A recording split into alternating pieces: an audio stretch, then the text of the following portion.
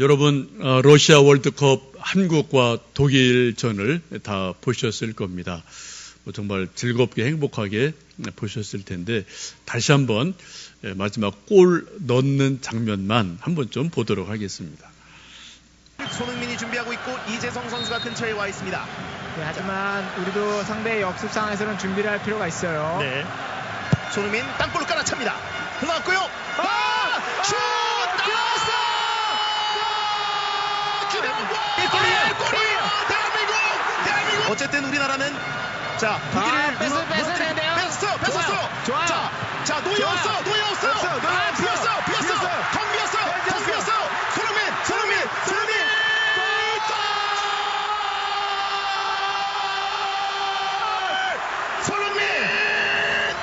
독일을 무너뜨립니다. 여러분 보셨겠지만 하여튼 극적으로 세계 1위 독일을 57등인 한국이 2대0으로 이겼습니다. 독일이 져준 거 아닙니다. 절대로 져준 거 아니에요. 우리가 실력으로 당당하게 이긴 정말 대단한 일이죠. 앞으로 이런 일 이제 이후에는 없을 겁니다. 이게 마지막이에요. 이런 일 없어요. 여러분 이런 일을 여러분 보시면서 같이 박수치고 즐거워하고 행복하고 16강은 못 올라갔지만 참 수고했다. 참 그래도 잘했다. 감사하다. 그런 마음을 여러분 가지셨을 겁니다. 저도 전반전 조금보다 이제 새벽 예배 때문에 빨리 자야지 했는데 기대 이상으로 잘해서 얘들 왜 그래? 그래서 보다 보니까 끝까지 다 봤어요. 그래서 새벽 예배가 좀 늦어갖고 제가 좀 왔더니 몇 분 밑에서 기다리고 계셔갖고 제가 죄송했는데 엘리베이터 탔더니 이제 어떤 권사님이 축구 보셨죠? 하고 또 이제 웃으면서 그래도 이해를 해주셔서 감사한 마음입니다. 막내랑 같이 봤습니다. 다른 애들은 다 작고 하여튼 저랑 막내랑 끝까지 봤는데 막내가 좀 막 갑자기 이제 고딩이니까 왔다 갔다 하더라고요. 그러다가 혼자 쫑얼쫑얼 하는데 보니까 어떤 친구가 이제 막내 친구가 어떤 이제 아파트에서 이걸 받는가 봐요. 그래서 너무 2대0으로 이기니까 흥분이 돼갖고 문을 확 열고 대한민국하고 소리를 막 질렀더니 저쪽 어디선가 어둠 속에서 또 대한민국하고 반응이 오더랍니다. 그래서 밤 1시가 넘은 시간이잖아요. 근데 소리 지르면은 큰일 날 시간인데 하여튼 온 국민이 독일을 2대0으로 이긴 것 때문에 너무 즐겁고 감사해서 한밤중에 소리를 쳐도 그때는 다 오케이, 괜찮은 그런 즐거운 시간이었습니다. 16강 못 올라간 거는 아쉬워요. 좀 답답하죠. 그러나 우리가 독일을 2대0으로 이겼다는 것은 대단한 일이고 우리에게 즐거움을 주고 감사를 준 일임에 틀림이 없습니다. 우리 선수들이 인천공항에 귀국을 이틀 전쯤에 했죠. 그런데 하나의 해프닝이 있었습니다. 여러분 아시는 것처럼 많은 사람이 그래도 수고했다라고 박수를 쳐줬는데 몇몇 사람은 그 선수들에게 계란을 던지는 일이 있었습니다. 여러분 신문 보셨고 텔레비전 보신 것처럼 야 이놈들아 그걸 축구라고 하냐? 16강에 못 올라갔잖아. 라고 화를 내면서 나름대로 애를 쓴 선수들에게 계란을 던지고 계란 세례를 퍼부었던 그러한 몇몇 사람들이 있었습니다. 여러분이 똑같이 축구 봤어요. 근데 어떤 사람들은 야 정말 잘했어 수고했어 감사해라고 박수를 쳐준 사람들이 있습니다. 근데 한쪽에 또 몇몇 사람들은 야 그걸 축구라고 하냐 16강도 못 올라가냐 라고 화를 내고 욕을 하면서 계란을 던지는 그러한 몇몇 사람들도 있었습니다. 똑같이 봤어요. 여러분, 여러분의 마음은 어느 쪽으로 기울어져 있습니까? 수고했어, 즐거웠어, 감사해. 그쪽으로 더 기울어져 있습니까? 아니면은 야 그걸 축구라고 하니? 계란이나 먹으라라고 여러분 계란을 던지는 그쪽으로 혹시 마음이 가 있지는 않으십니까? 똑같은 것을 보고도 한쪽은 감사를 해요. 한쪽은 불평을 합니다. 한쪽은 욕을 합니다. 이게 사람들의 마음이고 우리 마음 속에도 사실은 두 가지 마음이 다 종종 있을 때가 있죠. 우리 사람들이 인생을 누구나 다 행복하게 살기를 원하는데 행복한 삶을 살려면은 적어도 몇 가지 조건들은 필요하죠. 건강해야 됩니다. 또 일터가 있어야 됩니다. 최소한의 경제 생활을 해야 됩니다. 친구가 있든지 취미 생활을 하든지 뭔가 좀 우리 주변에 살만한 몇 가지 안전 장치가 있을 때 우리는 소위 행복할 수가 있습니다. 근데 조금 더 안으로 들어가 보면은 이런 외적인 행복의 장치, 안전 장치보다 더 중요한 것은 우리 마음의 자세에 달려 있음을 우리는 종종 생각합니다. 적어도 우리가 행복한 인생을 살려면은 4가지 감이 필요합니다. 첫 번째 감은 감사예요. 두 번째 감은 감동이 종종 있어야 됩니다. 세 번째는 감격할 일이 가끔 1년에 한두 번 있으셔야 돼요. 마음이 울컥하고 감격이 되고 그래 할 수 있는 일이 1년에 한두 번은 있으셔야 돼요. 그리고 가끔은 감탄할 일이 여러분에게 우리에게 있어야 됩니다. 저녁 노을을 보든지 아침 떠오른 태양을 보든지 아니면 아름다운 꽃을 보든지 아니면 천둥 번개를 보면서 대단하다로 뭔가 우리가 감탄할 일이 가끔 있을 때 우리의 굳어진 마음이 좀 부드럽게 옥토처럼 만들어지기 때문에 그렇습니다. 여러분 요 근래 감사, 감동, 감격, 감탄 이 4가지 감 중에 여러분 잡수어 보신 감이 뭐가 있으십니까? 이 4가지 감은 1년에 한두 번이라도 있을 때 우리가 정말 마음이 움직이거든요. 마음이 조금 깨지고 약간은 마음이 금이 가야 돼요. 마음이 단단하게 굳어 있으면은 그날이 그날입니다. 어제나 오늘이나 내일이나 맨날 그게 그거예요. 외적 조건은 변하지만 우리 마음이 변하지 않거든요. 외적 조건의 변함에 따라 우리가 가끔은 이 4가지 감을 경험할 때 우리 마음에 뭔가 변화가 있고 움직임이 있을 때 그때 우리 내면에서 우리 영혼에서 정말 행복한 삶을 살아갈 수가 있습니다. 성경 말씀을 보시면 이 4가지 감 중에 가장 중요한 것은 감사라고 말씀하고 있습니다.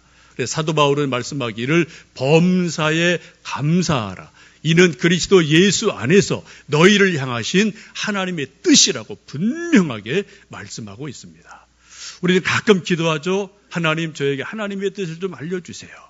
하나님의 뜻을 제가 알려주시면 제가 그대로 하겠습니다. 그런 기도를 저도 하고 여러분도 많이 하십니다.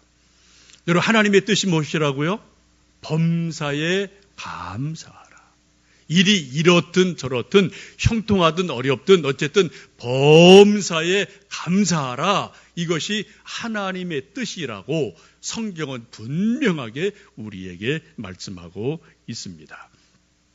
우리가 인생을 살다 보면 저나 여러분이나 우리 주변에 있는 사람을 쭉 보면은 감사에 대해서 사람들이 3가지 스타일이 있음을 봅니다. 첫 번째는 감사한 일이 있을 때만 감사하는 사람이 있어요. 보통 사람입니다. 또 어떤 사람은 감사할 일이 있음에도 불구하고 감사하지를 않아요. 감사할 줄을 몰라요. 그냥 입 닫고 넘어갑니다. 보통 이하의 사람입니다. 평생 그렇게 사는 거예요. 그런 사람은 이것도 습관이고 이것도 훈련이지 않습니까? 감사라는 것이. 3번째 사람은 범사에 감사하는 사람이 있어요. 형통할 때도 감사, 어려울 때도 감사, 병들어도 감사, 가난해도 감사. 왜? 하나님이 이 고난 가운데 무슨 뜻이 있겠지. 나를 겸손하게 하시는구나. 이후에 더 좋은 것을 주시겠지라는 소망이 있기 때문에 형통할 때도 감사하고 고난을 당할 때도 감사할 수 있는 것이 믿음의 사람입니다. 성경을 쭉 보시면 우리에게 크게 2가지 감사를 말씀하고 있습니다. 첫 번째는 아까 말씀드린 것처럼 사도 바울의 말씀처럼 범사에 감사하라.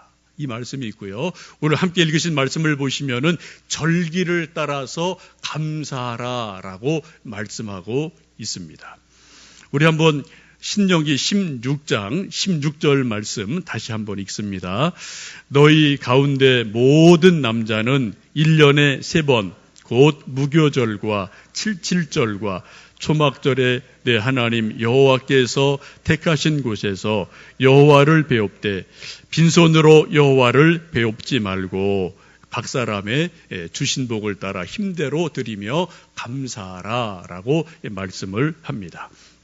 절기를 따라 감사하라고 하나님은 말씀합니다. 여러분, 절기는 어느 민족이나 다 있죠. 우리도 설, 추석 이렇게 몇몇 절기가 나름대로 있습니다. 구약에도 오늘 말씀처럼 무교절, 칠칠절, 초막절 이런 절기들이 여러 절기가 있습니다. 여러분, 절기는 한마디로 쉽게 말씀드리면 매듭이라고 보시면 돼요. 매듭이에요. 우리가 설을 지날 때 1년을 마무리하고 새해를 시작하는 것이 설날, 떡국 한 그릇 먹는 것으로 새해를 시작하고 한 살을 먹습니다. 여러분, 우리가 설날 떡국 안 먹으면은 한 살 안 먹는 건가요? 1년 안 지나는 건가요? 아니에요. 떡국 먹어도 안 먹어도 설은 설이고 1년은 1년 시작되는 겁니다. 근데 우리가 절기를 지키기 위해서 관습을 따라서 우리는 설날 떡국 한 그릇 먹고 한 살 먹었구나, 새해구나 라고 또 새로운 마음으로 시작을 하게 됩니다. 절기는 매듭을 짓는 거예요. 매듭을 잘 지으면은 그 다음에 성장이 있습니다. 새로운 일이 시작이 됩니다. 여러분, 대나무를 보시면은 다 속이 비어 있죠. 근데 그 대나무가 20m, 30m 크게 부러지지 않고 자란 이유가 뭡니까? 중간에 매듭이 있거든요. 20cm, 30cm마다 매듭이 있어서 매듭이 하나 지어지면 또 그 위에 또 새순이 나와서 쭉 올라가고 또 매듭 지어지면 또 올라가서 20m, 30m까지 부러지지 않고 높이 견고하게 자라게 됩니다.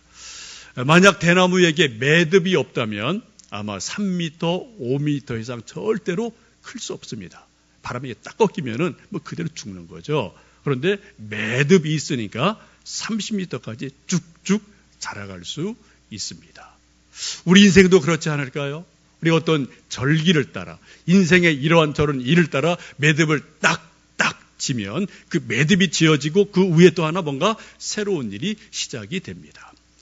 대나무는 매듭이 있기 때문에 여러분 아시는 것처럼 대금을 만들고 퉁수를 만들 수가 있습니다. 매듭이 없다면 절대로 필이 퉁수 만들 수가 없죠. 매듭이 있어서 이렇게 저렇게 우리가 악기를 만들어 쓸 수도 있습니다. 우리 인생에도 이러한 저런 매듭이 있기 때문에 그 매듭 때문에 우리가 인생에 고백이 있고 스토리가 있고 간증이 있고 나름대로 저는 저대로 여러분은 여러분대로 나름대로 이런저런 인생의 간증들이 있음을 우리는 종종 경험을 하게 됩니다.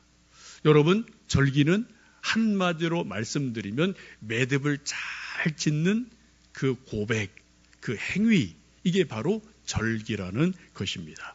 함께 읽으신 말씀처럼 유대인들에게는 3번의 절기가 있죠. 근데 이 절기를 우리가 생각하면서 나는 유대인이 아닌데 지금 구약 시대도 아닌데 왜 우리가 이런 절기를 지켜야 되지라고 혹시 마음속에 궁금증을 가지고 계신 분이 혹 계실지 모르겠습니다. 좋은 질문입니다. 좋은 궁금증이에요. 그래서 자꾸 우리가 좀 궁금히 여기고 자꾸 퀘션을 붙여야지 그 다음에 또 좋은 답이 나오기 때문에 그렇습니다. 우리가 성경을 읽을 때 중요한 그 전제가 무엇입니까? 성경은 하나님의 말씀이다. 1.1획도 틀리지 않다. 구약은 유대인에게 주신 구약의 말씀이지만 이 구약의 말씀이 신약으로 넘어오면서 예수님 안에서 또 완전하게 완성이 되어졌다. 그래서 이 하나님 말씀은 구약이든 신약이든 영원히 변치 않는 하나님의 말씀이다 라는 것이 우리의 믿음이고 우리 믿음의 가장 중요한 전제 조건이에요. 이 전제 조건이 만약에 100분의 1이라도 깨지든지 흔들리면은 우리 믿음은 다 깨지는 겁니다. 다 허물어지는, 결국은 허물어지는 거예요. 100 아니면 제로예요. 근데 가끔 어떤 분들이 그런 분이 있어요. 저도 이제 신학 공부하고 박사 이런 사람들도 가끔 그런 분이 있어요. 성경이 앞뒤가 안 맞네. 이거 틀렸네. 그런 분 있어요. 그런 책도 많습니다, 여러분. 저는 그런 분 만나면 그렇게 말해요. 정말 그렇게 생각하십니까? 성경이 틀렸다고 생각하십니까? 그러면 성경 읽지 마세요. 하나님 믿지 마세요. 틀린 거 뭐하러 봅니까? 틀린 하나님 뭐하러 믿습니까? 그렇게 제가 도전할 때 있어요. 여러분 정말 성경이 틀린 부분이 있다고 여겨지세요? 아니요. 절대 그렇게 생각 안 해요. 혹시 앞뒤가 안 맞거나 우리가 모르는 부분이 있다면 그건 내가 모를 뿐이에요. 여러분 틀린 것과 내가 모르는 것은 절대로 다른 겁니다. 또 성경 모르는 거 너무나 많거든요. 왜요? 하나님의 말씀이 너무 깊고 오묘하기 때문에 제가 절대로 다 알 수가 없어요. 제가 모르면 그냥 넘어가는 겁니다. 언젠가 또 알겠지 하고 넘어가면 돼요. 근데 어떤 분들은 이거 틀리네? 뭐 이래? 라고 생각하는 분들이 의외로 많습니다. 신학 박사들도 있어요. 제가 알아요. 근데 제가 그분들께 만나면 도전하거든요. 그럼 성경 뭐하러 옵니까? 하나님 뭐하러 믿습니까? 그냥 편하게 사십시오. 제가 오히려 막 좀 도전할 때가 있거든요. 여러분, 우리가 성경 읽을 때 가장 중요한 존재가 뭐라고요? 성경은 하나님의 말씀이다. 1.1획도 성경은 틀리지 않다라는 절대 전제, 절대 믿음이 없이 우리가 성경 읽을 필요가 없어요. 하나님 믿을 필요가 없는 거죠. 여러분, 성경은 구약 성경이 있습니다. 신약이 있습니다. 구약의 모든 말씀은 신약으로 넘어와서 예수님 안에서 완성이 되어져요. 더 높은 뜻으로, 더 깊은 뜻으로 성경 말씀이 익어가고 열매를 맺게 됩니다. 무교절은 유교절이죠. 출애굽기 12장에 보시면은 어린 양을 잡아서 문설주에 바르면은 죽음의 사자가 넘어간다. 이제 그런 말씀을 하나님 하시고 모세와 이스라엘 백성들이 순종을 합니다. 그리고 구원을 받습니다. 이것이 신약으로 넘어 어떻게 됩니까? 하나님의 어린 양 예수님의 십자가의 죽으심으로 연결이 되어지고 부활절과 연결이 되거든요. 곧 구약의 무교절, 유월절은 신약의 고난절, 부활절과 연결되고 완성이 되어집니다. 77절은 신약으로 오면은 성령 강림 주일과 오늘 우리가 예배드리는 맥주 감사절과 연결이 되고 완성이 되어집니다. 또 초막절, 장막절은 우리 신약으로 넘어오면은 추수감사절과 연결되는 것을 우리가 볼 수가 있습니다. 여러분, 감사 예배가 무엇일까요? 오늘 11절 말씀 보시면 끝부분에 그런 말씀이 있습니다. 여호와께서 내게 복을 주신 대로 내 힘을 헤아려 자원하는 예물을 드리고 자원함으로 즐거움으로 예배를 드리라. 또 11절 말씀 끝부분 보시면 내 하나님 여호와 앞에서 즐거워할지니라 라는 말씀이 있어요. 우리가 사람과 사람 사이에서 즐거워하는 것을 우리는 행복이라고 말합니다. 막 즐거워하고 웃고 깔깔거리고 하는 것이 가정에 많으면 그 가정은 행복한 가정이에요. 근데 맨날 소리 높고 막 화를 내고 집어던지면 그 가정 행복한 가정 절대로 아니죠. 우리 가정에 즐거움이 많을 때 행복한 것처럼 우리가 즐거워하는 것을 하나님 앞에서 즐거워하는 것, 이것을 성경은 감사 예배다라고 성경은 말씀합니다. 이 시간 여러분 교회 나와서 예배 드릴 때 정말 즐거운 마음으로 하나님 앞에 예배 드리시면 좋겠어요. 의무가 아니고요. 억지가 아니고요. 마지못해서가 아니고요. 정말 감사하구나, 즐겁구나 라는 마음으로 나올 때 그 마음을 하나님은 기쁘게 받아 주실 줄로 믿습니다. 그게 감사 예배라는 거죠. 저는 어릴 때 시골에서 쭉 자라서 시골의 풍경을 지금도 기억하고 너무나 잘 알고 있습니다. 시골에서는 대개 6월 말쯤 되면은 보리를 베고 밀을 베고 하는 일들이 있고 6월 말 7월 초가 되면은 맥주 감사 예배를 드리면서 예배당 안에 이제 많은 이런 곡식들을 쌓아놓고 예배를 드렸던 것을 저도 많이 봤기 때문에 이제 기억을 하고 있거든요. 지금 뭐 저희들은 농사를 짓지 않기 때문에 그러한 것은 없지만 이 시간 저는 개인적으로 하나님 앞에 제가 농사 지은 것 일부분을 하나님께 올려드리면서 맥주 감사 예배를 저는 개인적으로 지금 드리고 있습니다. 사진을 좀 몇 장 보여드리겠습니다. 저희 옥상에 있는 제 농장입니다. 농장 아니고 요만한 손바닥만한 그냥 텃밭이에요. 지금 뭐 깨가 있고 고추가 있죠. 그 다음에요. 고추인데 제가 6포기 요만한 거를 한 달, 2달 전에 요만한 거 갖다 몇 개 심었어요. 고추가 좀 이렇게 많이 열렸습니다. 그것을 어제 저녁에 제가 땄습니다. 전부 다 27개를 땄어요. 저걸 어제 제가 정성껏 기도하는 마음으로 잘 닦아서 냉장고에 넣어놨습니다. 오늘 점심 드실 때 고추를 좋아하시는 분 꼭 한 분이 한 개만 드셔야 돼요. 2개 드시면 안 되고요. 먼저 어른부터 연세 높으신 분부터 한 개씩 가져가셔서 드시면 좋겠습니다. 저건 정말 농약 한 번도 안 하고요. 아무것도 안 한 순수 100% 그대로 자연적으로 지은 열매 맺은 그러한 고추입니다. 제가 그 전에 한번 마셨던 거 한번 좀 한 몇 주 전에 몇 개 따서 먹었어요. 맛 되게 좋더라고요. 아삭아삭하고 아주 맛있어요. 오늘 여러분 꼭 하나씩 드시고요. 몇몇 분들 또 이제 순서가 안 되시는 분들은 아직도 이렇게 좀 여러 가지 열려 있어요. 그 다음에 또 좀 드리도록 하겠습니다. 저거는 제가 한번 말씀드린 적이 있죠. 저보다 더 열심히 저희 텃밭을 가꾸어주는 분이 계시는데 이 건물 관리하는 여자분이 계셔요. 성당 다니시는 분인데 연세가 꽤 있으신 분인데 농사 짓는 걸 되게 좋아하세요. 그래서 제가 가끔 새벽 예배 끝나고 이렇게 문 닫으려고 보면은 이쪽 문이 열려 있어요. 이렇게 올라가 보면은 그분이 일찌감치 오셔갖고 막 뭐 이것저것 하고 하여튼 자기 일처럼 하셔요.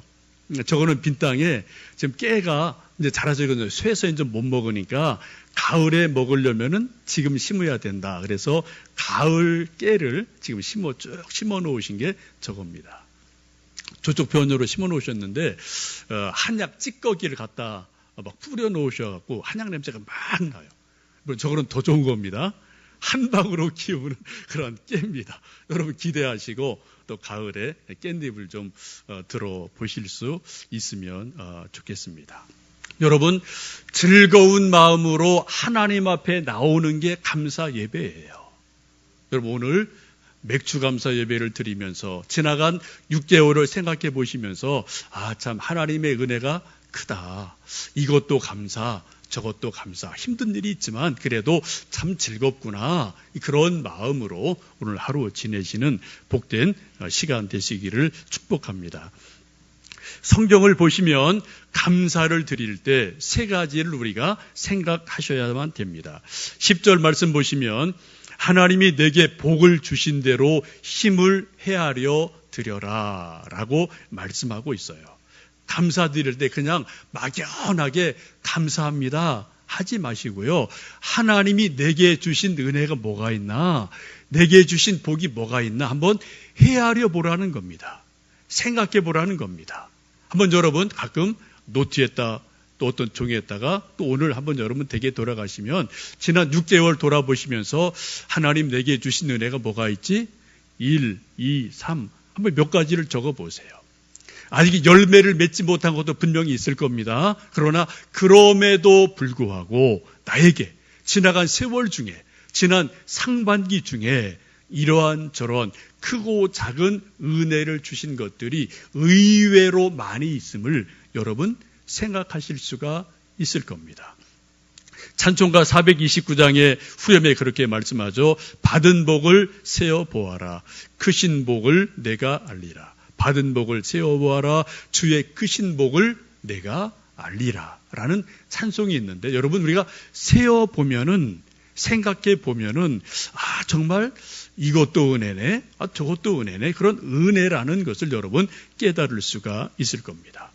그런 헤아려 보는 생각이 있을 때 그것 때문에 진짜 감사가 있고 구체적인 감사가 우리 안에 나올 수가 있게 됩니다. 두 번째는 10절에 있는 말씀처럼 자원하는 마음으로 하나님께서 주신 것을 감사로 드리라고 말씀하고 있습니다. 억지가 아니고 감사함으로 하나님께 올려드릴 때 하나님 이것을 기쁘게 받으시고 진정한 감사가 되고 더 큰 은혜를 복을 우리에게 주심하고 약속을 하고 있습니다. 요즘 저희들 새벽 기도에 사무엘상 1장, 2장을 쭉 읽고 있습니다. 지난주에 제가 사무엘서 새벽 기도회를 말씀 준비하고 전하다가 제게 큰 은혜가 있었어요. 큰 깨달음이 있었어요. 늘 제가 알고 있는 말씀인데 성경의 위대한 것은 또 새롭게 1년 지나서 2년 지나서 똑같은 말씀인데 볼 때 또 다르게 깨달아지고 또 다르게 느껴질 때가 있거든요. 이러한 내용입니다. 여러분, 한나가 자녀가 없었습니다. 그래서 불의나 때문에 늘 울고 불고 마음이 아팠어요. 너무 마음이 아파서 하나님 앞에 실로에 올라가서 하나님 내게 아들 하나 주십시오. 그러면 제가 이 아들 하나님께 드리겠습니다. 눈물로 통곡하며 서원 기도를 드렸습니다. 하나님 그 기도를 들으시고 1년 있다가 아들을 주셨어요. 사무엘입니다. 사무엘, 그 뜻은 하나님께 구하여 얻었다, 그 뜻이에요. 기도 응답이다, 그런 뜻이 바로 사무엘이라는 뜻의 자체가 있는 것이죠. 이제 아기가 태어나자 감사하면서 하나님께 약속한 대로 젖되기까지 잘 기르다가 이제 젖을 떼고 나서 하나님께 올려드립니다. 실로에 가서 엘리 제사장에게 아들을 맡기고 그리고 집으로 돌아오죠. 여러분, 한나가 이 어린 아들, 단 하나뿐인 아들을 하나님께 드리고 집으로 돌아갈 때 한나 발걸음이 가벼웠을까요? 무거웠을까요? 두 가지 다 있을 거예요. 그죠? 가벼운 마음, 무거운 마음.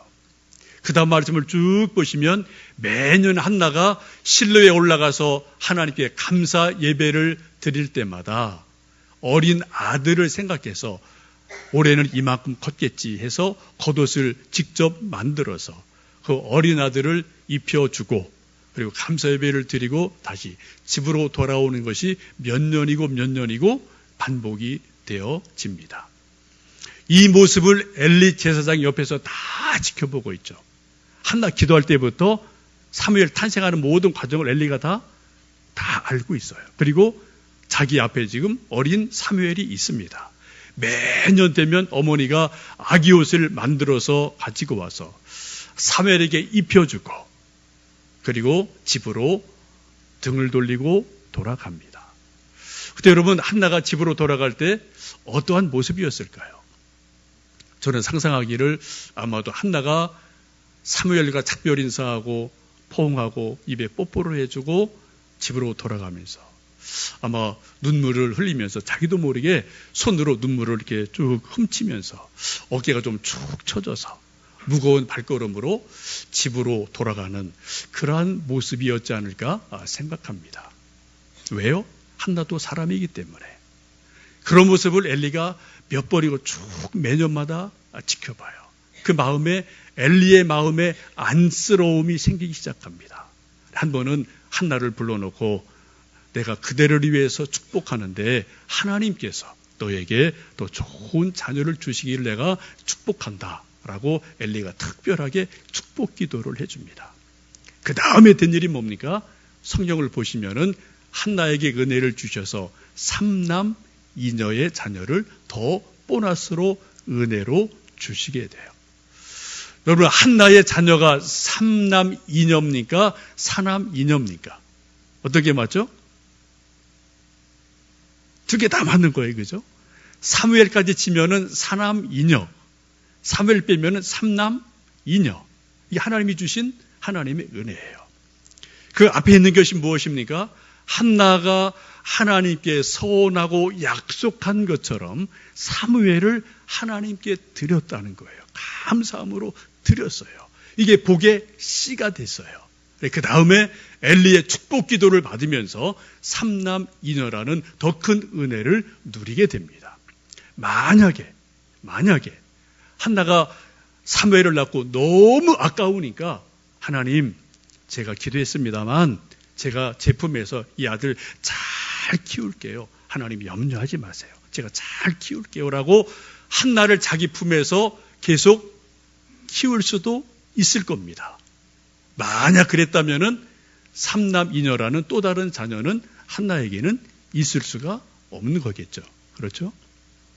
여러분, 한나는 믿음대로 하나님 앞에 기도를 했고 하나님에게 약속한 대로 하나님에게 사무엘을 드리고 그리고 나서 더 큰 은혜를 경험하는 것을 성경 속에서 보게 됩니다. 여러분, 여기서 엘리를 보면 엘리는 상당히 문제가 많은 제사장이에요. 성경을 보시면. 그런데 어떻게 해요? 그 엘리가 하나님의 이름으로 축복할 때 사무엘이 태어납니다. 그 엘리가 한나를 다시 축복할 때 삼남이녀라는 놀라운 은혜를 하나님이 엘리의 기도를 통해서 그 가정에 허락하시는 것을 우리가 성경 속에서 보실 수가 있습니다. 여러분, 우리가 감사한다는 것은 자원하는 마음으로 즐거운 마음으로 하나님께 뭔가를 받은 은혜를 드리는 것, 이것이 바로 감사라는 거죠. 세 번째는 15절 말씀 보시면은 미래에 주실 복을 기대하면서 감사를 드리라고 말씀합니다. 감사는 과거에 대한 감사이기도 하지만 감사의 중요한 조건은 뭐예요? 미래를 향해서 씨를 뿌린다는 의미가 동시에 있거든요. 한나가 바로 그러한 일이고요. 우리 세상에도 그런 일들이 참 많습니다. 이번 독일 축구를 보면서 여러분 많은 이런저런 또 뒷이야기를 보셨을 텐데 제 막내가 이제 축구 보고 막 카톡 이제 또 보면서 카톡하면서 하라는데 그런 말을 하더라고요. 아빠, 우리 친구 누구가 지금 애국 배팅했는데 난리 났어 막 그러더라고요. 그게 뭔데? 그랬더니 이거 우리가 객관적으로 분명히 지는 거예요. 그죠? 57등이 1등 어떻게 이기는 건 안 되는 거죠. 애국심이 너무 강한 사람 몇 사람이 한국이 이긴다 이쪽에다가 스포츠 어떤 배팅하는 데다가 걸은 거죠. 근데 친구 중에 누가 있대요. 난리 났대요. 지금 막 배당이 얼마큼 나왔다가 막 그래서 나도 할 걸 막 배 아파하더라고요. 여러분, 우리가 그걸 예측할 수 없는 거예요. 사실 그건 안 되는 거잖아요. 그죠? 근데 그런 일이 있습니다. 제가 그 이야기 듣고 한번 제가 신문을 찾아봤더니 애국 배팅을 한 사람이 여러 분 있는데 그 중에 2대 0으로 이긴다는 것을 소위 애국 배팅을 한 사람이 2,000여 명이 돼요. 한국 사람이. 놀랍죠? 근데 이분들이 배당금이 얼마인지 아십니까? 58.6배예요. 10,000원을 배팅했으면은 58만 6천 원 얻는 거예요. 엄청나죠? 대박이죠, 그죠? 2,000여 명 이거 여러분 받아갔습니다. 이게 애국심인지 우리인지 저는 모르겠어요. 여러분, 뭔가 씨를 뿌리니까 이걸 거의 확률로 안 되는 건데 하여튼 그런 행운이 따라올 때가 있거든요. 여러분, 우리가 하나님 믿는 게 뭐 하는 겁니까? 한마디로 쉽게 말씀드리면 우리 인생 하나님에게 베팅하는 거예요. 단 한 번뿐인 인생을 내 모든 것을 바쳐 내가 하나님 믿습니다.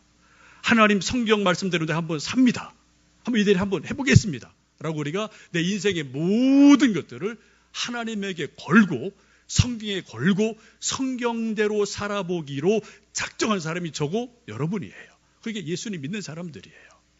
여러분, 우리가 애국 배팅 하는 것보다도 하나님 믿는 것이, 하나님에게 배팅하는 것이 혹시 약하지 않습니까? 그거 정말이야? 천국 정말 있어? 그거 죽어보야 알지. 영생 정말 있는 거야? 그거 그때 가봐야 알지. 혹시 여러분 우리 마음속에 그런 희미한 것들이 혹 있지는 않습니까? 물론 우리가 완벽한 존재가 아니기 때문에 믿음도 올라갔다 내려갈 때 분명히 있어요. 그러나 우리가 분명한 것은 하나님은 살아계시다. 성경 말씀은 하나님의 약속이다. 그래서 우리 하나님 약속대로 말씀대로 살아가면 우리 인생 하나님이 책임져 주신다. 복 주신다. 우리 천국의 백성 만들어 주신다. 영생이 있다. 이 땅에 사는 동안 성경에 약속한 대로 하나님이 이루어 주신다. 이게 우리 믿음이지 않습니까? 여러분, 애국 배팅하는 사람들의 한번 마음을 생각해 보시면 좋겠어요. 나는 애국 배팅하는 사람들보다 더 신실하게, 더 진심으로 하나님에게 내 인생을 배팅하며 내가 하나님을 섬기는지, 하나님 앞에 눈물을 뿌리는지 땀을 흘리는지 감사의 씨를 뿌리는지 한번 여러분 생각해 보시면서 우리가 하나님 말씀을 따라 승리하는 저나 여러분 되시기를 주님의 이름으로 축복합니다.